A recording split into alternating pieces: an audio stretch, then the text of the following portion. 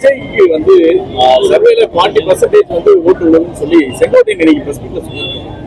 அதை பத்தி உங்களுடைய யாரும் இத்தனை பெர்சன்டேஜ் அவங்களுக்கு அத்தனை பெர்சன்டேஜ் இவங்களுக்குன்னு யாரும் யாரையும் கணிக்க முடியாது. ஏன்னா ஓட்டு போட போறது ஜனங்க. அதனால வந்து அவங்க தான் முடிவு பண்ணணும் யாரு ஜெயிக்கணும், யாருக்கு எத்தனை பெர்சன்டேஜ்ங்கிறத. அது நான் கூட இப்ப நான் சொல்லும்போது 200 தொகுதியில எல்லாருமே 200 தொகுதி அது அவங்களுடைய உரிமை. அவங்க சொல்றாங்க அந்த பெர்சன்டேஜ் மட்டும் யாரும் கணிக்க முடியாது. அது எலெக்ஷன்ல ஓட்டு பவுலிங் ஆகுது பார்த்தீங்களா, அதை வச்சுதான் அதுவே எவ்வளவு பேர் ஓட்டு போடுவாங்க, இவ்வளவு பேர் இத்தனை சதவீதம் ஓட்டு போட்டுருக்காங்கிறது நமக்கு அப்பதான் தெரியும். அதை வச்சுதான் நம்ம முடிவு பண்ண முடியுமே தவிர நம்ம குத்து மதிப்பா ஒரு 10 பேரை கட்டினீங்கன்னா தெரு தெருவா சந்து சந்தா போய் கட்டுமா இல்லையே. ஒரு முக்கியமான பஸ் ஸ்டாண்ட்ல டீ கடையில ஹோட்டல்ல எடுத்துட்டு இவங்க தான் அவங்க தான் அப்படின்னு சொல்றது தவறு. அதனால அதுல எனக்கு நம்பிக்கை இல்லை. ஆனா ஜனநாயகன் படத்துக்கு நடிகர்கள் வந்து பெருமளவு வந்து வாய்ஸை தரல, நீங்க உட்பட.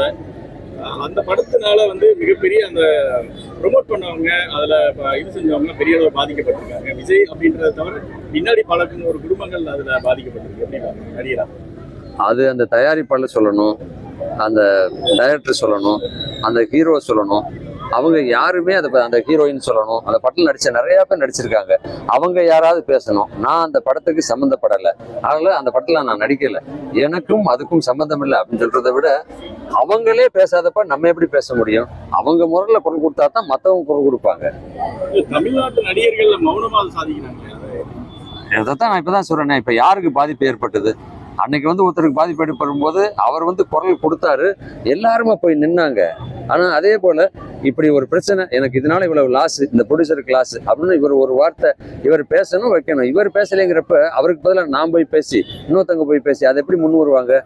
அவர் பேசட்டும், அதுக்கப்புறம் மற்றவங்க பேசலையான்னு நீங்க கேளுங்க.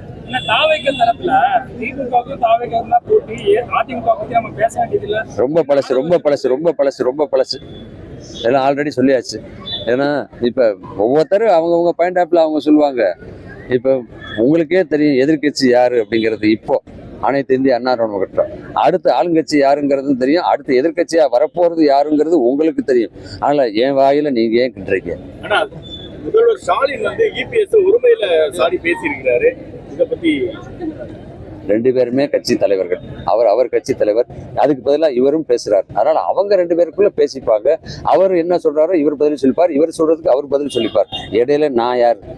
செய்திகளை உடனுக்குடன் தெரிந்து கொள்ள கீழ்கண்ட கேபிள் மற்றும் டிடிஹெச் நெட்வொர்க்குகளில் எம்நாடு செய்தி தொலைக்காட்சியை காணுங்கள். பாதகம் செய்பவரை கண்டால் நாம் பயம் கொள்ளலாகாது பாப்பா. மோதி மிதித்து விடு பாப்பா, அவர் முகத்தில் உமிழ்ந்து விடு பாப்பா.